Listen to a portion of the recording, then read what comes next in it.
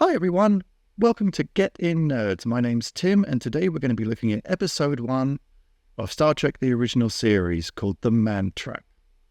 Now, some of you who've been following for a while may know that I had this video up before, or one like it. It was more of a reaction. I did episodes 1 and 2, and they were taken down by the copyright people at Paramount. I tried changing the videos up. I tried cutting bigger and bigger pieces out, making the reference footage smaller and smaller, but they weren't having any of it.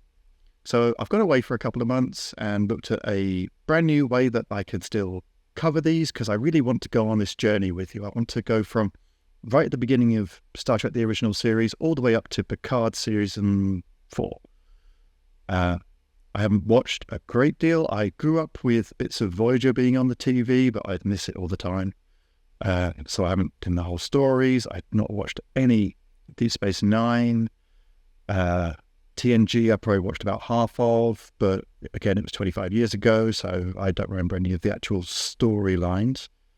And I really want to do the whole thing together with you and have a discussion. So if you've got any comments about what the next episode coming up is going to be, Charlie X, please put them in the description below, mark them as Charlie X, and I'll include them in the video, and I could discuss with you, and we can go backwards and forwards and hopefully create a bit of a community around these great old stories. I say I've only watched the first 2, and the stories are amazing, and the way they're told, and the old special effects, and you can tell that they are pushing the limits of what they could do visually, along with just having some really interesting stories. Stories recently for me have started waning in quality. And I think looking back over history, the last 50, 60, 70 years, there's a lot we can learn from it. And I really want you to come on this journey with me. And hopefully we can we'll make some friends here. We can all get in the van and discuss as we go. Anyway, it's about time we got into the episode. Let me take you through what happened, and then I'll give you some of my thoughts on this individual story after. Spock is looking after the Enterprise, while down on the planet, Kirk, McCoy, and crewman Darnell have visited to give physicals to the inhabitants. Now, we have a bit of light bullying here from Kirk, as one of the inhabitants happens to be McCoy's ex-girlfriend, Nancy Crater. We get our first sort of HR alert, because you shouldn't really be bullying your staff. And here she is, Nancy Crater. And don't they look lovely together? Here's our first sign that something's a bit off with the whole thing. And that's a completely different person, so I have no idea. But Darnell starts talking about a woman he met on a pleasure planet, and I'm not entirely sure that's appropriate for a Starfleet officer. But, you know, I'm not in charge of this ship, but I think HR will be sending an email later. She doesn't seem to mind anyway, and she leads him away, which can only end well, I'm sure. So we've seen a couple of things so far that give us a sense that something is awry, but nobody from the ship could know what was going on, because they're all seeing their own version of reality. Crater seems particularly perturbed with Kirk and the crew being there, even though he must have been visited half a dozen times in the last 5 years by ships. They have to be seen every year. And he does relent in the end. I guess he didn't have much of a choice. He's got a ship up top with photon torpedoes. What's he going to do? Fight them off? Now, Kirk's a bit sceptical when McCoy starts talking about his lost love and saying how she looks 25, and he didn't see her that way. But I think they just put it down to rose-tinted spectacles, which is fine. Suddenly there's a scream, and the crew run out to find out what's going on. And they find Darnell dead with Nancy, and no one really knows what happened. And I will say here that Kirk holding his gun like this, health and safety alert. You hold the gun with the thing, not at all. But, you know, Kirk's understandably angry about all of this. He doesn't understand why Crater isn't being helpful considering he just lost a member of his crew. And I don't see McCoy being particularly impartial here because, well, he's in love with Nancy, who was just found over the body.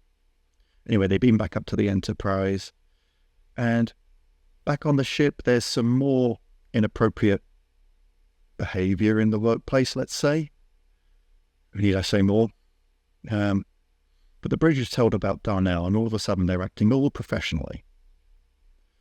And here Spock tells the captain and McCoy that the plant's been identified and it's a poisonous nightshade variant. But the skin lesions on the face aren't known symptoms of poisoning. McCoy tells the captain it can't possibly be alkaloid poisoning, and he can't find anything wrong at all, which, given their advanced technology, is unusual. Kirk's not having any of it. McCoy starts talking about Nancy, and Kirk's more worried about other people on his crew getting hurt, so he tells them to get back to work. Now here, Kirk gets told that Darnell's had all the salt pulled out of his body, which is interesting because a couple of the times out on the planet, both Nancy and Robert mentioned salt.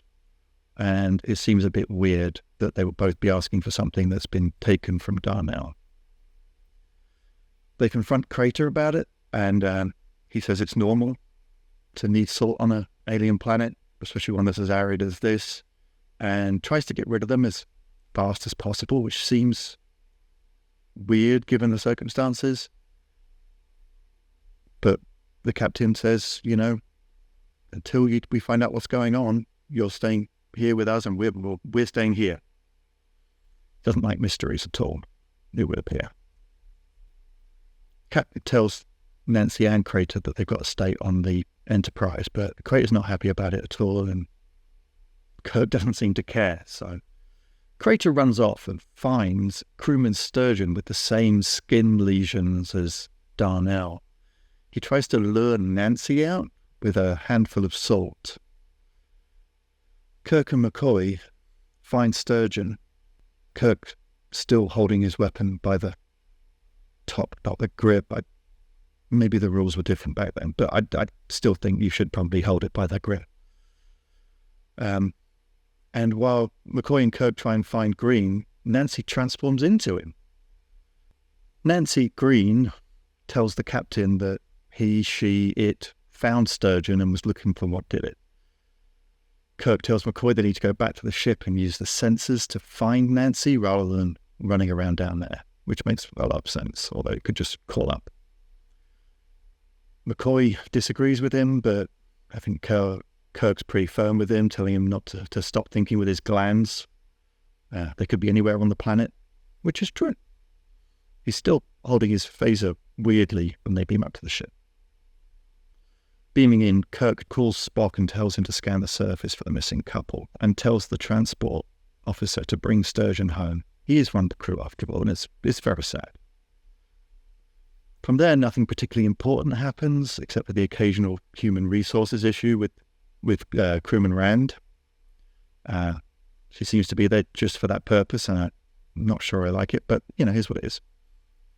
I'm sure these nice fellows will get their warning emails in the mail. Yeah, later on. Oh, and here's another one with Uhura and Nancy Green, whoever this person is. Someone needs to do a seminar on this ship. The alien then turns back into Nancy and visits the doctor, probably to hide from the crew that are hunting it. The alien uses McCoy to stay out of the way, and sort of by any means necessary. McCoy goes to sleep, and the alien transfers into him now. Nancy Green, random Nancy McCoy. That seems to be the order. Kirk and Spock head back down to the planet to go and confront Crater.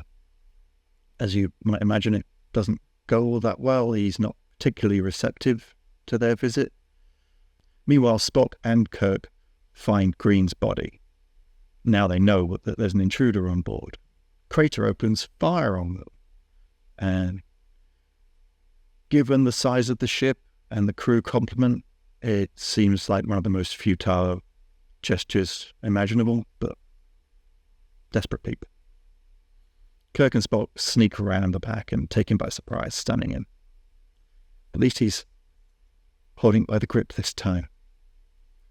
Crater tells Kirk finally that Nancy's dead, and has been for a while. The creature killed her, and it's the last of its kind, and basically it's been keeping him company here for the last year. Back on the ship, they try and convince Crater to tell him how to find the alien, but he refuses. Kirk accuses Crater of using the alien as his personal plaything / slave, and instructs McCoy to basically get the truth out of him by any means necessary. Nancy Green, McCoy, random guy, attacks Spock but can't kill him because his physiology doesn't have the same salt properties as humans. Crater isn't so lucky though. The creature then changes back into Nancy and wakes McCoy, who's been asleep this whole time, asking him to protect her from the captain. Obviously makes McCoy a little skeptical of Kirk when he comes in brandishing a phaser. But the creature attacks Kirk and Spock. And it's pretty obvious from this point on that it's not Nancy. And as it tries to suck the soul out of Kirk, McCoy finally shoots it. It's all very sad. You know, it is the last of its kind, and also McCoy was in love with Nancy, but she was dead all along. Anyway, we end up back on the bridge talking about the adventure, and it's a somber moment, which I quite appreciated, and then they warp off to their next adventure. Now, I really loved this story.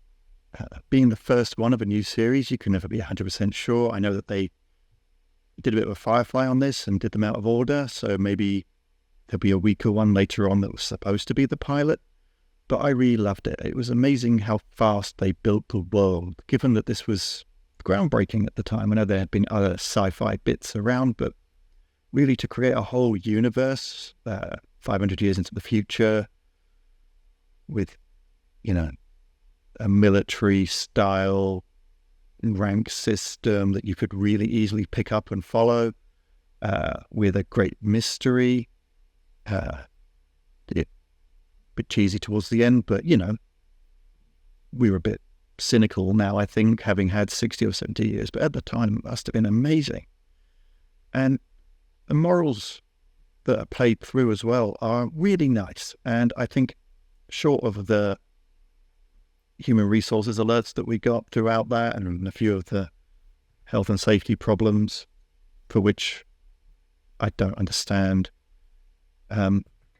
it's a truly amazing series, and I'm really looking forward to the rest, and I hope they just get better and better. I hope they got more money between series so that they could build out the universe more, and they could expand into bigger horizons. You know, I know that all of it's shot on a single set. You know, say the bit on the planet was very obviously just one backdrop with multiple set pieces being moved around. But that's great, and I don't think you need much more than that. You know, we spend a lot of money now on CGI, special effects, and sometimes it would be good if some series just took a step back and said, actually, it doesn't matter that much to the story. I mean, the ships back then were made out of like polystyrene and put in front of a black screen, and I made this one with a 3D printer. But, you know, it doesn't have to be as complicated as they make it, and I think people would still appreciate it if the story's good. And what this tells me is that we're focusing in the wrong places. We're not spending the money on really good writers. We're not spending money on really good, like, you almost want like the old school comic book writers or like the John Grishams of the world writing these mysteries so that when you get them up on the screen, it's a really exciting thing and you can't tell what happened from the first minute. You know, this particular episode takes half the episode before you really understand what's happening. And then it's a case of following the crew as they work it out, which I really love. I think it's a really good story.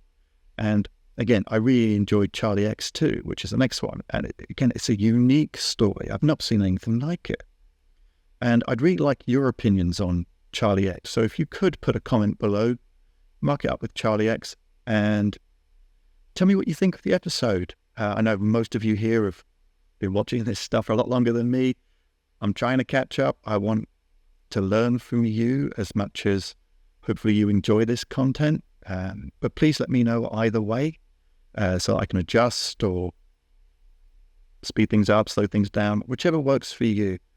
I don't have a lot else to say on this one. Again, I've watched this now 3 times over the course of the last 5 months. I'm really looking forward to doing the same with Charlie X. And then after that, hopefully they'll be a lot fresher because I'll have watched it directly before making these videos. And then seeing your comments and learning about the fan theories about what's going on in the background, or the history especially of how these things got made. I'd love this stuff. So please do let me know down below. If you could leave a like on this video as well. If you did, I'd really appreciate it. Subscribe to the channel. We've got a long way ahead of us.